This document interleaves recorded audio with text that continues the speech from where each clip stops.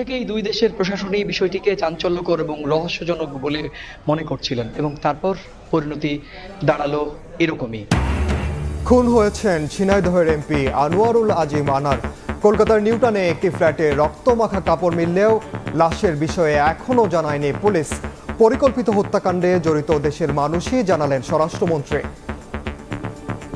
কলকাতার এক বাসায় তাকে পরিকল্পিতভাবে খুন করা হয়েছে। আমরা মরদেহটা এখনো কোন জায়গায় আছে এখনো আমরা উদ্ধার করতে পারিনি। আমরা তিনজন অপরাধীকে আমাদের পুলিশ ধরেছেন। ভারতের কেউ এখানে জড়িত হন নাই, আমাদের দেশের মানুষই এর সঙ্গে জড়িত। নিখোঁজের ৮ দিন পর মৃত্যুর খবরে এলাকা শোকে স্তব্ধ। ৩ মেয়াদে হয়েছেন ক্ষমতাসীন দলের সংসদ সদস্য।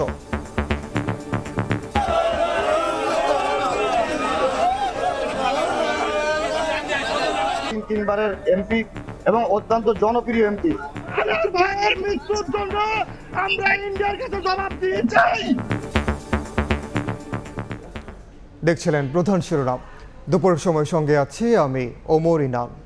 এবার অন্যান্য শীর্ষ সংবাদ। বরাদ্দের চেয়েও কম ব্যয়ে ফাইল ক্লোজ হচ্ছে স্বপ্নের পদ্মা সেতু প্রকল্পের। নদী শাসনের সুফল পাচ্ছেন দুপারের মানুষ। যমুনায় দৃশ্যমান বঙ্গবন্ধু রেল সেতুর পুরো কাঠামো।